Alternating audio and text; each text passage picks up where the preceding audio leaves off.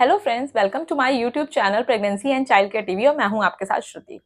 तो फ्रेंड्स, अगर आप ये वीडियो देख रही हैं तो इसका मतलब ज़रूर से ज़रूर आप प्रेग्नेंट हैं और बहुत ही जल्द आपकी डिलीवरी भी होने वाली है। तो अगर आपकी डिलीवरी का समय बहुत ही नज़दीक आ गया है तो सबसे पहली चीज़ आपको अपने बेबी के लिए हॉस्पिटल बैग तैयार कर लेना चाहिए, क्योंकि कभी भी अब आपकी डिलीवरी हो सकती है। तो आपका बैग रेडी रहेगा तो आपको कोई भी टेंशन नहीं रहेगी।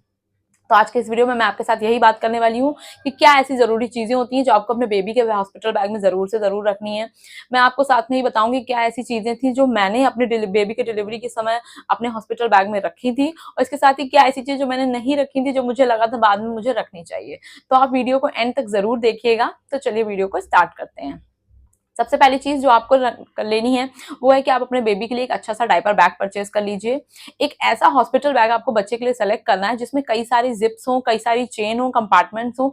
उससे क्या होता है, सामान एकदम से एक में नहीं होता है, एकदम से मिक्स नहीं होता है, अलग अलग पॉकेट्स में अलग अलग सामान रहता है, तो उसको ढूंढने में हमको हॉस्पिटल में आसानी रहती है। तो आप एक डायपर बैग परचेज कर लीजिए, ये आपके बेबी के लिए बाद में भी बहुत ज्यादा हेल्पफुल रहता है। और आप मुझे कॉमेंट सेक्शन में कॉमेंट करके जरूर बताइएगा कि क्या आपने अपने बेबी के लिए डायपर बैग परचेज कर लिया है। इसके बाद जो दूसरी चीज है जो आपको अपने बेबी के लिए लेनी है वो होती है कॉटन की नैपीज। तो देखिए, कुछ लोग होते हैं जो शुरू से ही अपने बच्चे को हॉस्पिटल से ही डायपर नहीं पहनाना चाहते हैं। तो अगर आप अपने बच्चे को शुरुआत से ही डायपर में नहीं रखना चाहते हैं तो आपको कॉटन की नैपीज परचेस करनी पड़ेंगी। मार्केट में मिलती हैं आजकल, सेट्स में, बंडल्स में आती हैं, तो आप मार्केट से ले सकते हैं। इसके साथ ही अगर आप परचेस नहीं करना चाहते हैं तो एक बड़ा सा कॉटन का कपड़ा लेकर के, उसको साफ कपड़ा होना चाहिए, उससे आप टेलर को देके बनवा सकती हैं, या फिर अगर आप चाहें तो खुद भी स्टिच कर सकती हैं। हमारी मम्मियां वगैरह जो होती हैं घर पे वो बना लेती हैं इजिली, तो आप उनकी हेल्प से उसको रेडी कर सकती हैं। हाँ, पर ध्यान रखिएगा आपको कई सारी नैपीज बनानी होंगी, कई सारी अगर आप परचेस करें तो कई सारी परचेस करनी होगी, क्योंकि बच्चे बहुत जल्द नैपीज को गंदा कर देते हैं। तो इसके लिए आपको हॉस्पिटल में कई सारी नैपीज लेके जाना होगा। इसके बाद जो तीसरी चीज है वो ये है कि अगर आप अपने बच्चे को शुरू से ही डायपर में रखना चाहते हैं, अगर डायपर में रखने के बाद जो मदर्स होती है वो फ्री हो जाती है कि चलो बच्चा डायपर में है तो कोई टेंशन नहीं है, तो अगर आप वैसा करना चाहते हैं तो आप डायपर परचेस कर लीजिए किसी अच्छे ब्रांड का। वैसे तो हॉस्पिटल में भी डायपर्स मिल जाते हैं, अवेलेबल रहते हैं, पर कभी कभी वहां पर कॉस्टली होते हैं, वहां पे प्राइस ज्यादा होता है, और कभी हमारे मन का ब्रांड नहीं होता है, वो डायपर्स इतने अच्छे नहीं होते हैं। तो उसके हिसाब से आप अपने मन का ब्रांड अपने घर से ले जाइए। आपको 15 से 20 डायपर आपको अपने बैग में पैक करने होंगे, क्योंकि अगर आपकी नॉर्मल डिलीवरी भी होती है तो डॉक्टर आपको एटलीस्ट 3 दिन तो हॉस्पिटल में रखती ही है। तो 3 दिन के हिसाब से डेली का 4-5 के हिसाब से आप जोड़ लीजिए, तो उस हिसाब से आपको डायपर अपने बैग में उतने डायपर आपको रखने ही रखने होंगे। उसके बाद जो नेक्स्ट चीज है जो आपको अपने बैग में जरूर से जरूर रखनी है वो होती है क्विक ड्राई शीट्स। एक क्विक ड्राई शीट्स आती हैं, छोटे साइज में भी आती हैं और बड़े साइज में भी आती हैं, तो आप जैसा चाहें वैसा आप ले सकते हैं। हॉस्पिटल में अभी जैसे आपका बच्चा थोड़ा छोटा है तो अभी छोटे साइज में भी आपका काम हो सकता है, वो आपको जरूर रखनी है। उसको बेबी के नीचे रखते हैं, इससे क्या होता है कि बेबी ने अगर कभी सूसू वगैरह कर लिया तो वो गीलापन फील नहीं होता, बच्चा गीले में नहीं रहता, उसको गीले में नहीं रहना चाहिए, उसको ठंड लगने के चांसेस होते हैं। तो इसकी वजह से वो बेड भी नहीं खराब होता, तो आप बच्चे के नीचे उसको बिछा सकते हैं। वो क्विक ड्राई शीट्स आपको जरूर से जरूर रखनी है।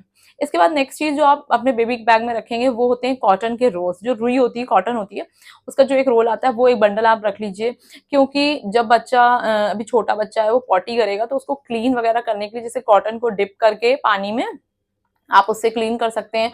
और शुरुआत में जब तक बच्चे की कॉर्ड रहती है, अम्बिलिकल कॉर्ड, उसको नहलाते भी नहीं है हॉस्पिटल वगैरह में, तो आप उस कॉटन से ही बस उसको बच्चे का कोई भी एरिया अगर आपको क्लीन करना है, नेक वगैरह कहीं पर भी आपको कुछ लग रहा है तो आप उसका वाइप कर सकते हैं। कॉटन बहुत ही सॉफ्ट होती है तो बच्चे के लिए बहुत ही सही रहती है। इसके बाद जो नेक्स्ट चीज जो आप ले सकते हैं वो है बेबी वाइप्स। देखिए, अगर आप कॉटन यूज नहीं करना चाहते हैं तो आप बेबी वाइप्स यूज कर सकते हैं। तो बेबी वाइप्स भी मार्केट में अवेलेबल होते हैं, आप बेबी वाइप्स का पैकेट ले सकते हैं। पर आपको ध्यान में रखनी जो चीज है वो ये है कि आपको जो बेबी वाइप्स है उसमें अल्कोहल बिल्कुल नहीं होना चाहिए। आपको वाटर बेस्ड वाइप्स ही परचेस करने हैं मार्केट से, क्योंकि बच्चा अभी बहुत छोटा है। स्टार्टिंग से ही अगर अल्कोहल वाले वाइप्स आपने यूज किए तो उसको रैशेस वगैरह और बच्चे को स्किन में इरिटेशन हो सकता है। तो ये आपको बहुत ज्यादा ध्यान रखना है, जो बेबी वाइप्स हैं वो वाटर बेस्ड ही आपको लेने हैं। इसके बाद जो नेक्स्ट चीज आपको बेबी के लिए परचेस करनी है वो है बेबी के क्लोथ्स। तो बेबी के क्लोथ्स आपको कॉटन के क्लोथ्स ही परचेस करने हैं। इसके साथ ही आप क्लोथ्स को परचेस करके उसको अच्छे से बेबी डिटर्जेंट में वॉश करके, डिटॉल वगैरह में आप उसको अच्छे से धो के धूप में अच्छे से सुखा लें, और उसके बाद आप उसको प्रेस भी कर लें, आयरन भी कर लें, क्योंकि जो थोड़ी बहुत भी नमी होगी, थोड़े बहुत भी जर्म्स होंगे, वो आयरन से जो है वो बिल्कुल क्लोथ्स के खत्म हो जाएंगे। उसके बाद आप उसको पैक करके बैग में रख लीजिए। जो बेबी क्लोथ्स हैं वो आपको हॉस्पिटल में कम से कम 3 से 4 सेट्स तो ले ही जाने हैं। और साथ में आपको ख्याल ये रखना है क्लोथ्स लेते समय कि वो सामने से खुलने वाले होने चाहिए, बटन वाले, चुट-पुट बटन वाले वो जो कपड़े होते हैं ना, वो पहनाने उतारने में बेबी को बहुत ही आराम रहता है। बच्चा बहुत छोटा-सा है, तो वो उसको भी डिस्कम्फर्ट ना होने पाए, तो ये सामने से खुलने वाले जो कपड़े होते हैं वो बहुत ही आरामदायक होते हैं, और कॉटन के कपड़े ही आपको बच्चे के लिए लेने हैं। इसके बाद नेक्स्ट चीज जो आपको लेनी है वो ये है कि बच्चे के लिए जो सेट्स आते हैं जिसमें कैप होती है, मिटन्स होते हैं हाथ में पहनाने वाले, सॉक्स होते हैं, तो वो पूरा पूरा सेट आता है। वैसे एक दो सेट आप ले लीजिए कैप के, मिटन्स के और सॉक्स वगैरह के। इसके साथ ही अब आपकी डिलीवरी अगर ठंडी में होगी, जैसे अब ठंडियां ही आ रही हैं, तो आपको 1 से 2 स्वेटर भी बच्चे के लिए ले लेना चाहिए, वो भी आपको अपने बैग में रख लेना है। और आपको स्वेटर पहनाते समय हमेशा इस बात का ख्याल रखना है कि आपको अंदर उसको कॉटन का कपड़ा जरूर पहनाना है। डायरेक्ट वुलन का जो है आपको कभी भी अपने बच्चे को नहीं पहनाना, डायरेक्ट वुलन कपड़ा, उससे बच्चे को रैशेज हो जाएंगे, खुजली हो जाएगी स्किन में। इसकी स्किन बहुत सॉफ्ट है, तो आपको अंदर कॉटन वाली जो आपने ली है उसके लिए बनियान, टी शर्ट जो भी वो आपको डालनी है, उसके ऊपर से आप कॉटन पहना सकते हैं बच्चे को। तो ये तो हो गई आपके बच्चों के क्लोथ्स और जो सॉक्स एंड मिटन्स वगैरह। इसके बाद आपको बच्चे के लिए लेना है एक ब्लैंकेट। जो नेक्स्ट चीज है वो ब्लैंकेट है। देखिए बच्चे के लिए ज्यादा बड़ा नहीं, छोटा सा आप ब्लैंकेट ले लीजिए, और वो ब्लैंकेट आप ध्यान में दीजिए कि ज्यादा फैंसी वाला ना हो, उसमें ज्यादा कुछ फर वगैरह ना हो। एक प्लेन सा अच्छा सा ब्लैंकेट, सॉफ्ट सा होगा, कोजी सा, वो आपके बच्चे के लिए बहुत अच्छा रहेगा। इसके बाद जो अगली चीज आपको देनी है बच्चे के लिए वो आता है एक स्लीपिंग बैग्स आते हैं आजकल। तो आप देख लीजिए, अगर आपको स्लीपिंग बैग में जो होता है उसमें चेन वगैरह बंद हो जाती है, तो मॉस्किटो वगैरह का भी उसमें वो नहीं रहता है। इसके साथ ही उसमें बच्चे बहुत ही कंफर्टेबल रहते हैं। जब आप हॉस्पिटल से बेबी को घर लाएंगे तो भी वो उसमें बहुत आराम से सोते रहते हैं। उसमें नीचे गद्दा टाइप का भी लगा रहता है, तो बच्चे उसमें बहुत आरामदायक फील करते हैं। तो अगर आप चाहें तो आप वो स्लीपिंग बैग भी परचेस कर सकती हैं। इसके बाद जो अगली चीज आपको लेनी है बच्चे के लिए वो एक फीडिंग स्पून आती है, जो कि मैं नहीं ले गई थी अपने हॉस्पिटल। तो अगर आप चाहें तो आप वो फीडिंग स्पून खरीद सकती हैं, फीडर स्पून बोलते हैं उसको। नहीं तो आप एक नॉर्मल घर की जो कटोरी और चम्मच होती है, बाउल एंड स्पून, वो आप ले जा सकते हैं। क्योंकि देखिए जब बच्चा आपका डिलीवर होगा तो तुरंत ब्रेस्ट मिल्क ना आपको बनेगा, ना ही आप तुरंत उसको पिला पाएंगे, क्योंकि बच्चे को भी सीखना पड़ता है और माँ को भी सीखना पड़ता है दूध पिलाना। तो वो जो प्रोसेस होता है वो लर्न करने में दोनों को ही टाइम लगता है। तो हॉस्पिटल में 1-2 दिन आपको अपने बच्चे को फॉर्मूला मिल्क देना ही पड़ेगा। जैसे मुझे भी अपने बेबी को देना पड़ गया था हॉस्पिटल में।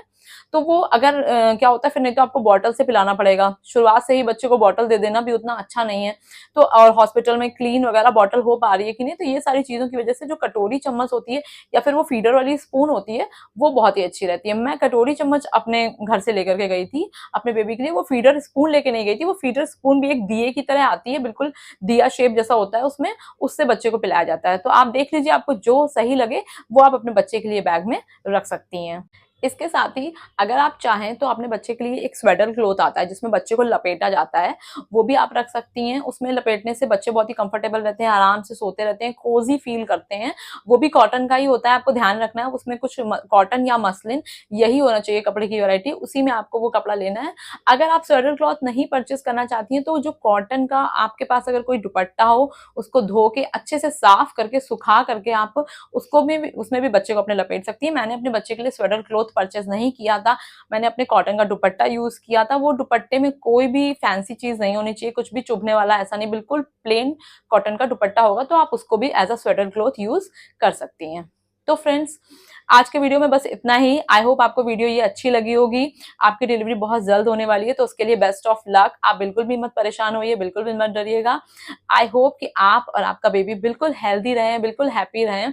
तो आप मुझे कमेंट सेक्शन में कमेंट करके बताइए कि आपकी डिलीवरी कब होने वाली है और आपने अपने बेबी के लिए हॉस्पिटल बैग पैक कर लिया है कि नहीं। तो मिलते हैं नेक्स्ट वीडियो में। Thank you for watching.